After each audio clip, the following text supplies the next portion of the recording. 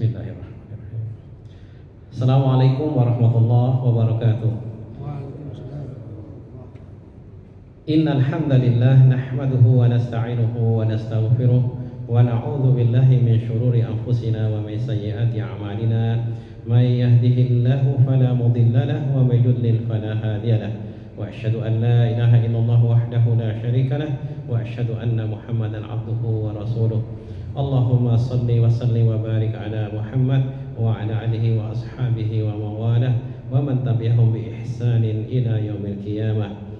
Allahumma 'allimna ma yanfa'una wanfa'na bima 'allamtana warzuqna ilman tanfa'una bihi. Allahumma zidna ilman warzuqna fahman. Allahumma rzuqna al-ikhlas fil qawli wal 'amal.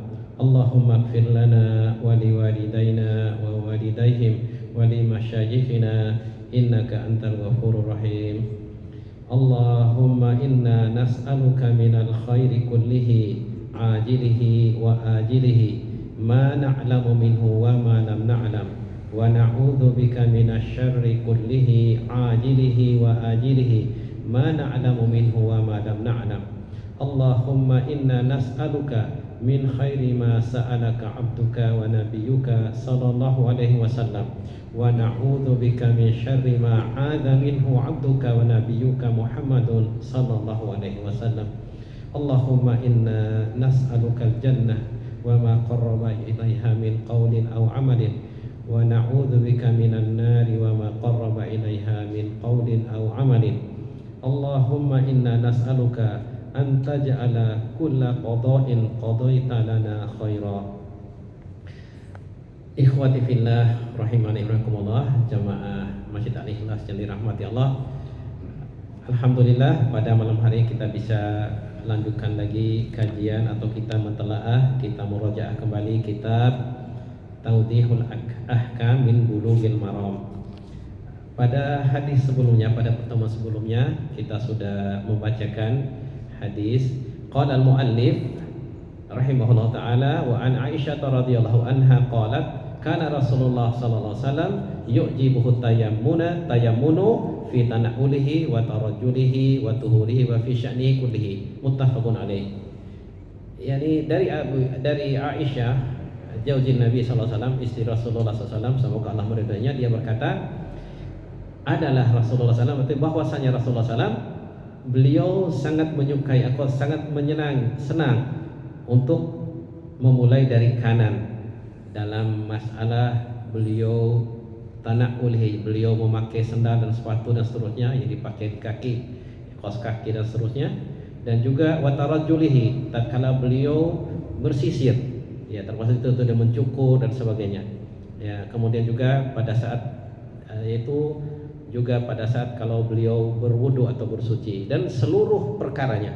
Jadi seluruh hal-hal yang baik, yang disukai, yang baik itu dimulai dari yang kanan.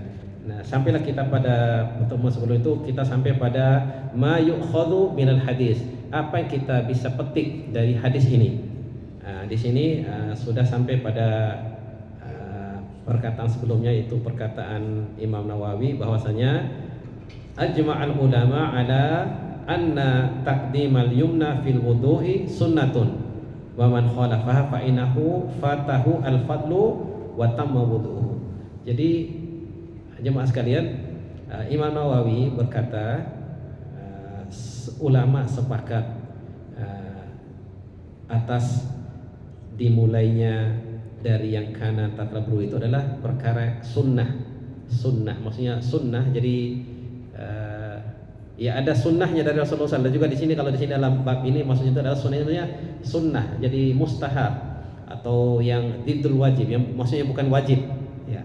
Tetapi juga apa dikata beliau juga, tetapi barang siapa yang menyelisih ini, maksudnya dia mulai dari yang kiri, maka dia telah meninggalkan atau luput darinya keutamaan daripada mengikuti sunnah Rasulullah SAW. Tapi sempurna wudunya. Ya, jadi mungkin dia keliru atau lupa atau apa gitu, dia mendahulukan yang kiri. Tetapi nanti ada lebih dijelaskan pada hadis berikutnya insyaallah. Jadi begitu Imam Nawawi mengatakan seperti itu.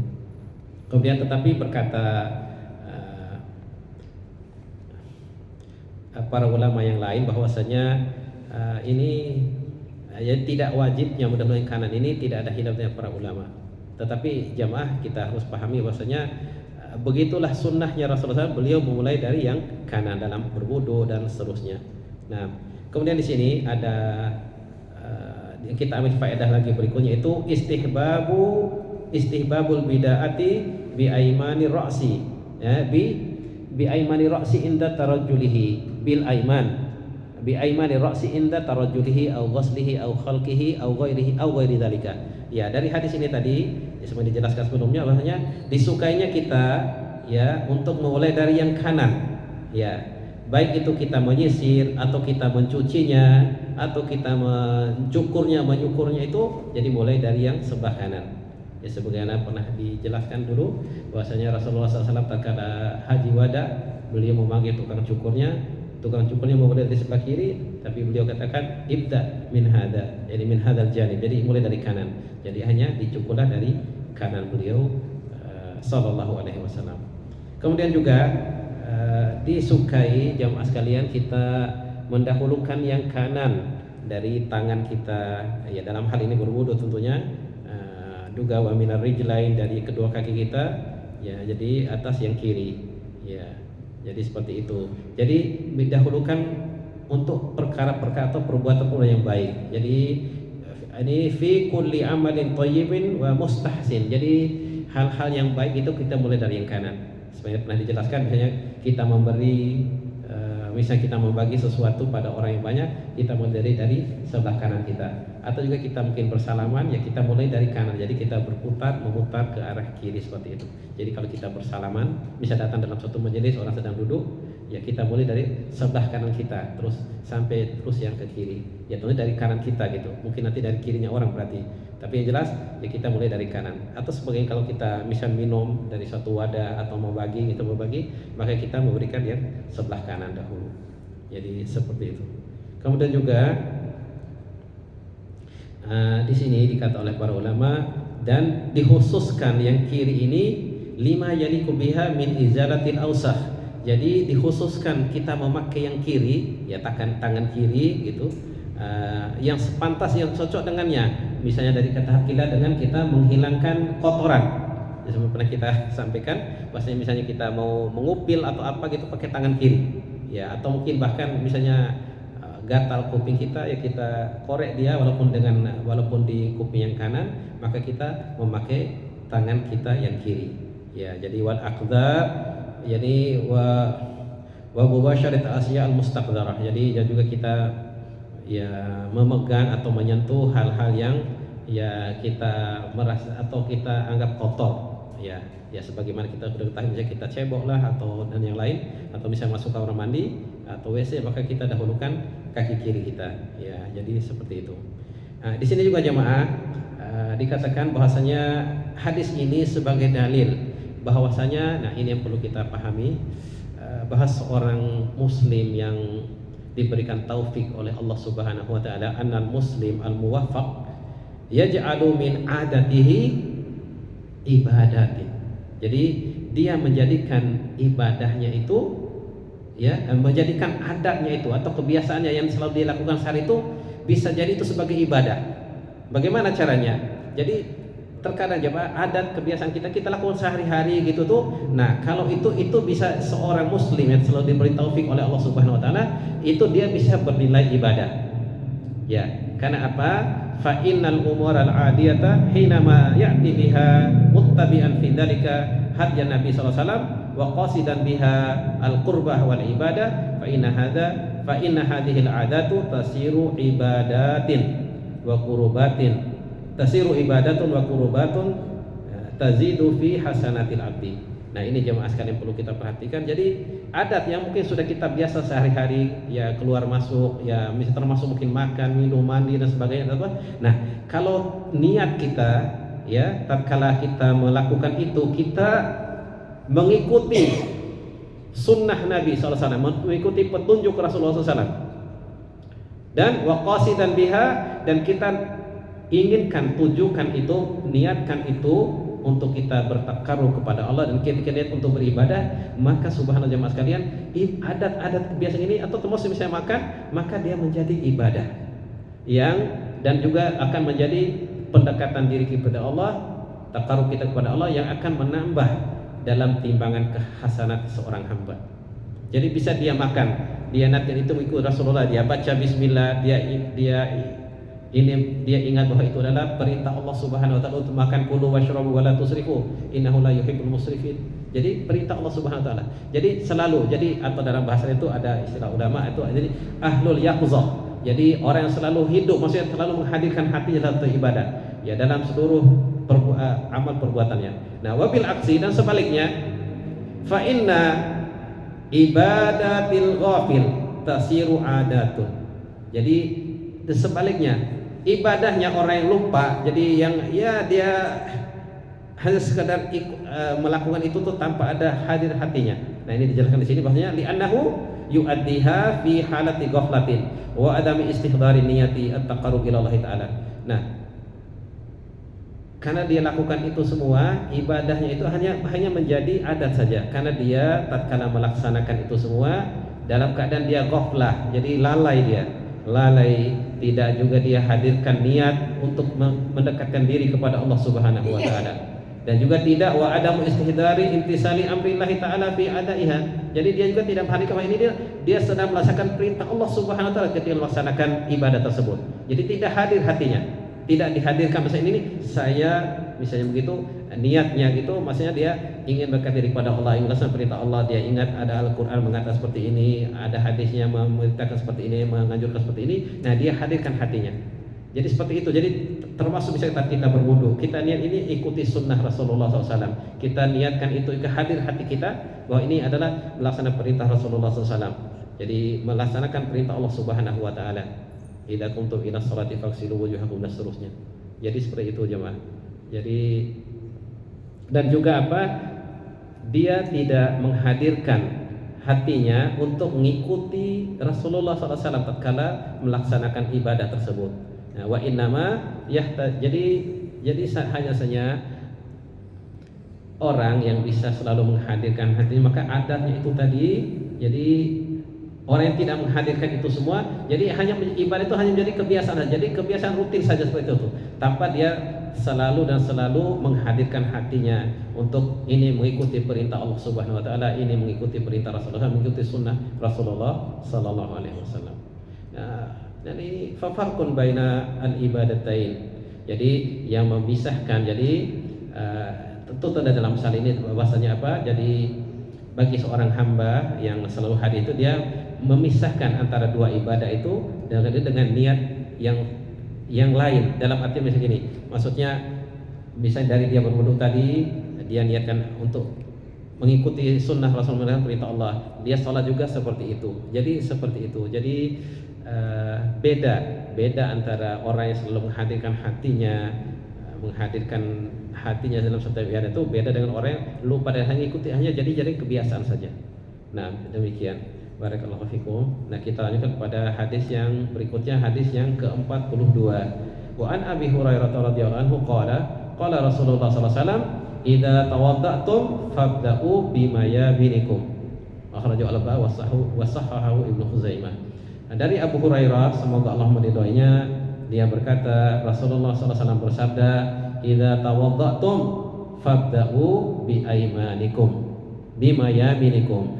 Jika kalian hendak berwudu, maka hendaklah kalian mulai dari bagian yang kanan dari anggota wudu atau yang akan kalian basuh, ya misal seperti tangan atau kaki dan sebagainya. Ya, adapun kepala tentunya ya karena satu saja, jadi ya termasuk kita dengan kuping yang kiri kanan ini, karena itu dari bagian dari kepala yang hanya satu, jadi sama juga bersamaan tatkala kita membersihkan kedua kuping kita, telinga kita. Nah, jadi barakallahu fikum. Nah, ini ada sedikit faedah mungkin yang bisa kita ambil dari mufradatul hadis. Jadi ini dikatakan idza tawadda'tum. Jadi untuk hal yang akan kita lakukan itu jamaah, jadi zarful lil istiqbal ghaliban mutadammil makna asyarat ghaliban. Jadi misalnya gini, lafaznya itu jika untuk kita mau lakukan untuk yang pada masa yang akan datang gitu, jadi itu biasanya terkandung itu adalah syaratnya. Jadi ada syarat umumnya gitu. Jadi fi'luhu madillah. Jadi ini fi'ilnya ini idza tawadda'tum. Jadi tawadda'a ya tawadda'u. Jadi tawadda'tum. Jadi tawadda'a. Jadi jika kalian telah berwudu sebenarnya secara artinya, tapi di sini maksudnya adalah syuri'a. Jadi jika kalian mau berwudu. Sebagaimana dalam ayat itu, idza qumtum ila sholati. Apabila kalian telah salat. Kan begitu sebenarnya kalau diartikan secara harfiahnya. Tapi yang sudah padahal tatkala kalian mau menegakkan salat, fagsilu wujuhakum, maka berwudulah, cucilah kedua tangan kalian dan seterusnya sampai akhir ayat. Jadi seperti hadis ini juga jemaah, artinya itu jadi fi'ilnya itu dia adalah fi'il madi atau kata bentuk lampau. Jadi tetapi madil lafzi. Jadi dalam bentuk fi'il madhi atau kata kerja lampau, tetapi mustaqbilul makna. Jadi tapi ini maksudnya adalah untuk ke depan, maksudnya makna itu kasirah. Jadi banyak sekali hal seperti ini, seperti hadis ini. Jadi maksudnya walaupun dia dalam bentuk fi'il madhinya telah, pada maksudnya adalah jadi jalan ini. Jadi syara'tum fil wudu. Jadi jika kalian mau melakukan berwudu, kalian bisa berwudu, maka mulailah dengan yang kanan kalian. Jadi seperti itu. Barakallahu fiikum.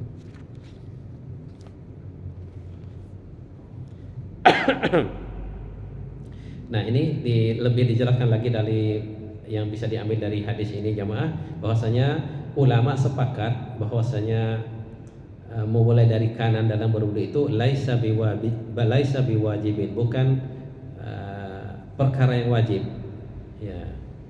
Falau qaddama asy-syimal 'alal yamin ajza al-wudu ma'a fawatil fadilah. Jadi seperti tadi dijelaskan, pastinya seandainya dia mendahulukan yang kiri ya dari yang kanan, ya mencukupi wudunya, benar wudunya, sah wudunya, tetapi dia hilang darinya keutamaan mengikuti sunnah saja, itu mulai dari yang kanan tadi. Nanti ada jelaskan dalam hadis yang lain lagi.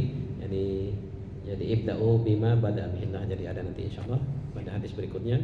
Nah ini di penjelasannya lagi bahasanya idza tawadda'tum ay yakni syara'tum fil wudu'i wa akhadtum bihi. Jadi maksudnya idza tawadda'tum ini pada bentuk lampu, maksudnya kalian mau berwudu, jadi hendak berwudu.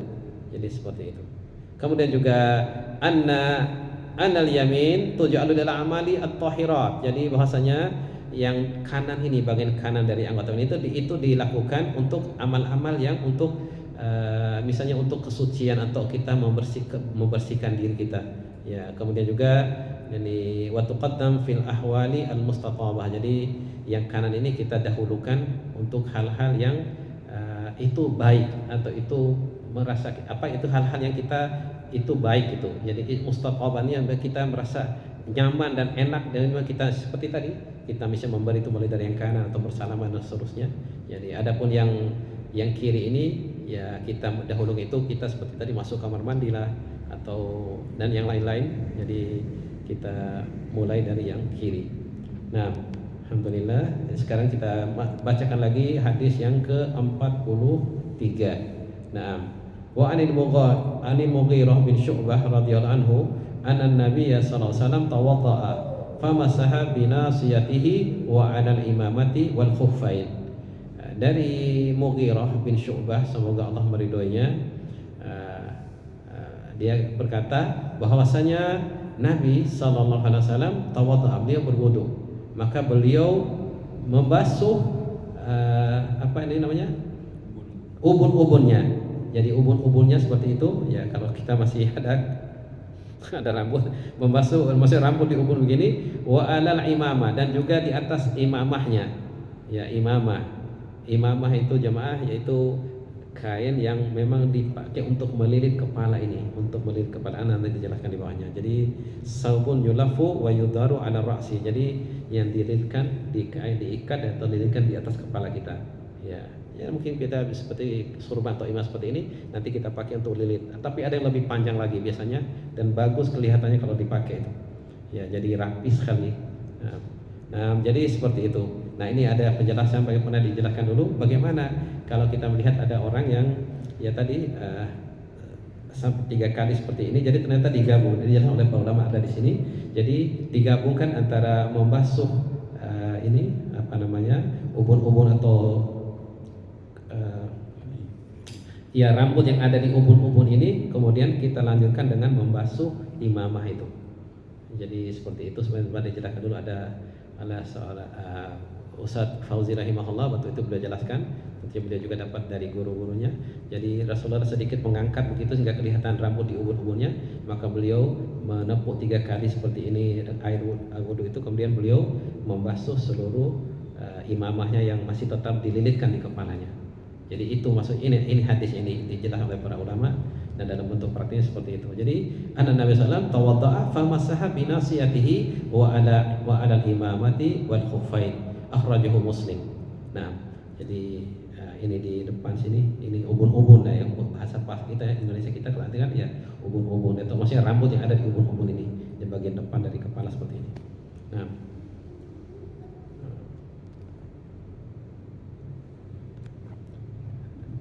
cuma ada syarat di sini, ada syarat oleh para ulama. Jadi Rasulullah SAW, jadi beliau membasuh tadi, di sini ada dijelaskan, maksudnya beliau tidak ada dijelaskan dari hadis ini bahwa beliau itu hanya membasuh seperti dilakukan sebagai kaum muslimin dalam memahami hadis ini.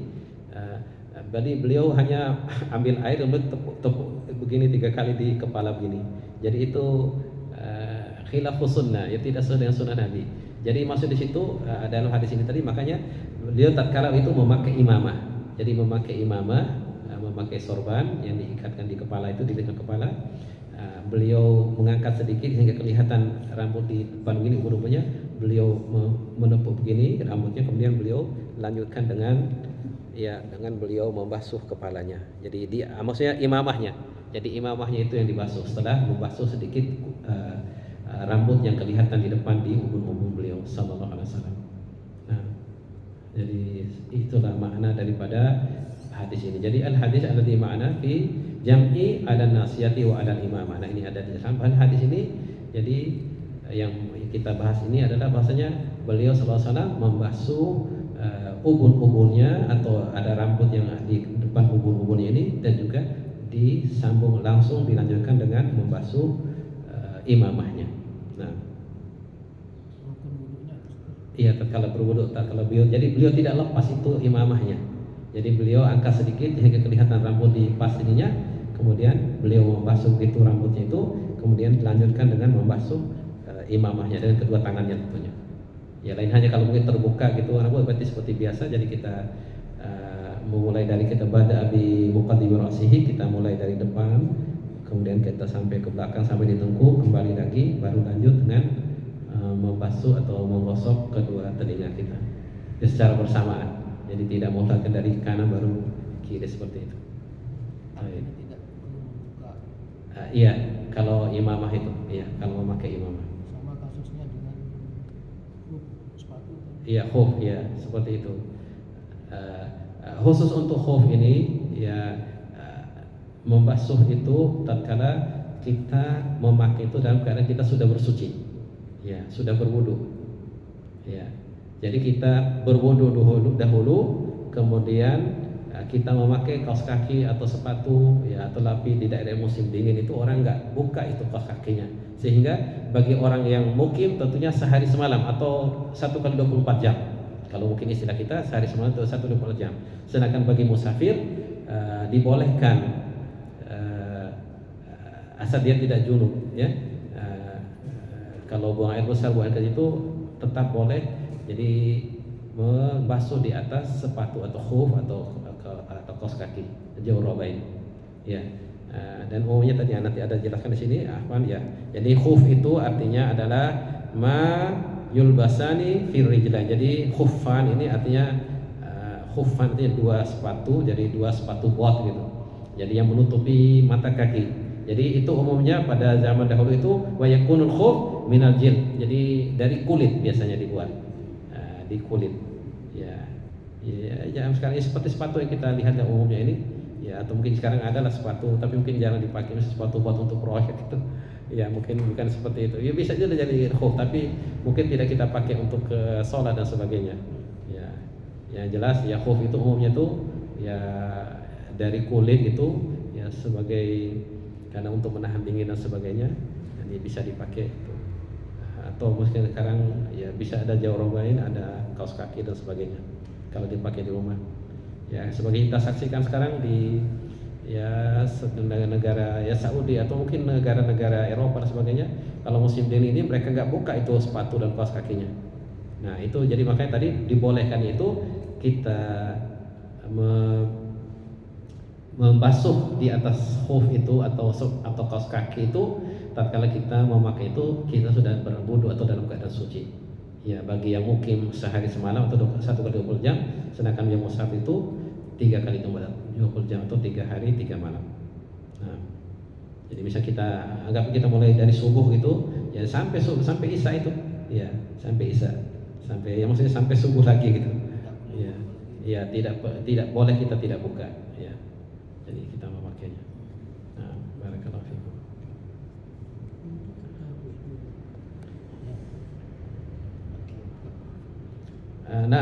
Masalah tadi masalah basuh imamah tadi disyaratkan itu adalah apa? Ada 3 syaratnya, yaitu itu khusus bagi laki-laki bukan untuk perempuan.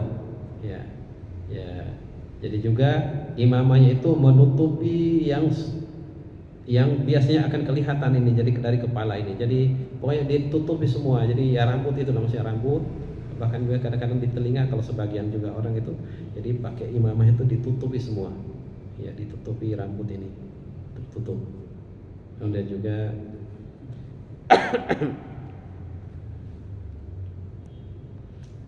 ya jadi dia apa sih istilahnya, ada ekornya gitu tuh, jadi dibuat ya kita lihat lah, mungkin kita nggak pernah praktekkan itu melilitkan di atas kepala itu, ada simpulnya ya.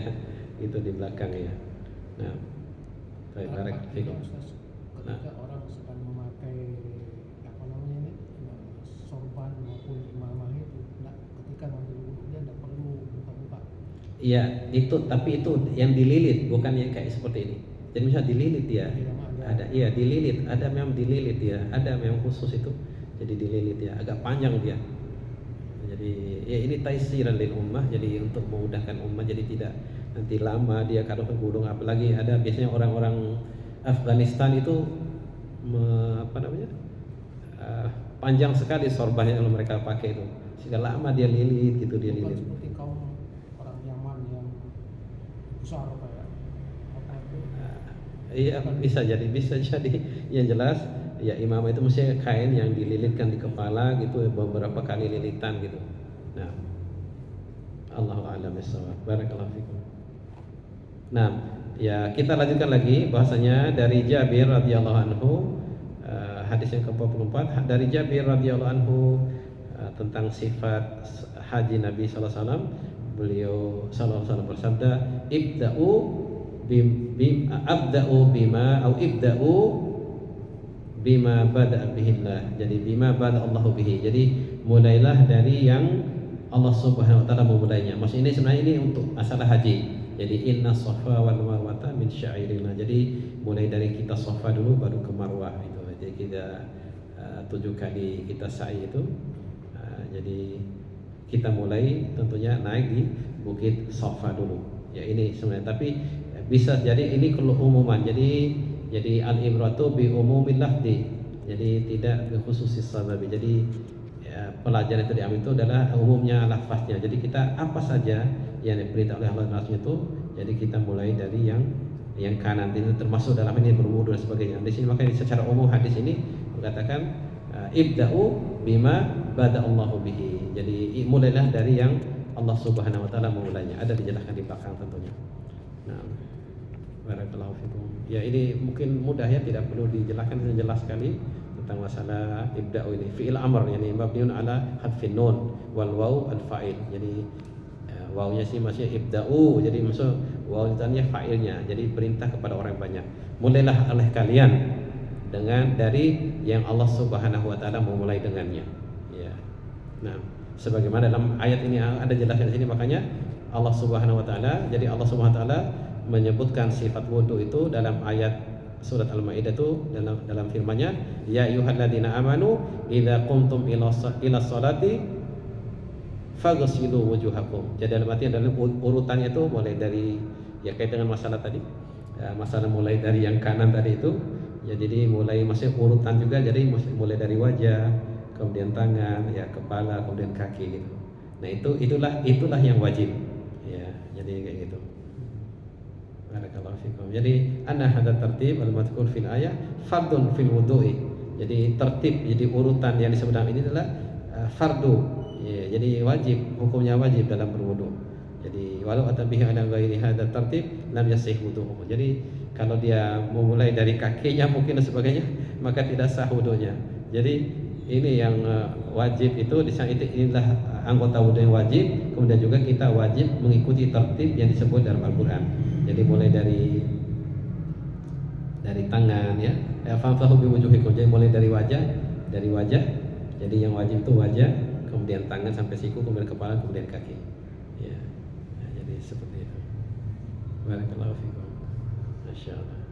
Ya, ini banyak sekali penjelasannya, mungkin ya kita cukupkan dengan hal ini. Nah, ini kita masuk pada hadis yang ke-45. Insyaallah kita sampai di sini mudah-mudahan mencukupi. Dari Jabir radhiyallahu anhu dia berkata, kana Nabi sallallahu alaihi wasallam idza tawaddaa daral ma'a ala mirfaqaihi. Jadi Rasulullah sallallahu alaihi wasallam, dari Jabir, hadis Jabir bin Abdullah radhiyallahu anhu dia berkata, adalah Rasulullah sallallahu alaihi wasallam apabila beliau berwudu, maka beliau mengalirkan air di sikunya. Jadi dialirkan air ke sikunya. Nah, di sini ada banyak, walaupun ini hadisnya dhaif, dalam artian nanti ada jelas para ulama tentang masalah ini, kita diambil faedahnya. Jadi apa? Nah, berkata Al-Hafiz ini, kalau disebut Al-Hafiz adalah Imam Ibnu Hajar Al-Asqalani rahimahullah, yang penulis kitab ini Umdatul Ahkam, Bulughul Maram, bahwasanya yang beliau masukkan sini adalah bahwasanya yakni anhu ma rawahu Muslim an Abi Hurairah annahu tawaddaa hatta syara'a fil adud. Jadi nah di sini jamaah sebagai pernah kita jelas sebelumnya, jadi beliau berwudu itu beliau sampai di lengan atasnya, jadi sampai di pertengahan lengan atasnya. Hakada, dari yang boleh hakada ra'aitu Rasulullah yatawadda. Jadi masalah waktu dulu kita bahas tentang masalah guran muhajjalin itu, famarista'amikum ayyutila guratahu wa tahjilhu falyaf'al. Barang siapa yang mampu atau bisa melakukan untuk memperpanjang cahaya di wajahnya dan juga kedua tangan dan kakinya, maka dilakukan. Jadi Abu Hurairah melihat sendiri Rasulullah SAW berwudu sampai maksudnya dialirkan air itu sampai di atas sikunya atau pertengahan daripada lengan atasnya. Nah, ini ada hadisnya diriwayatkan oleh Imam Muslim. Nah,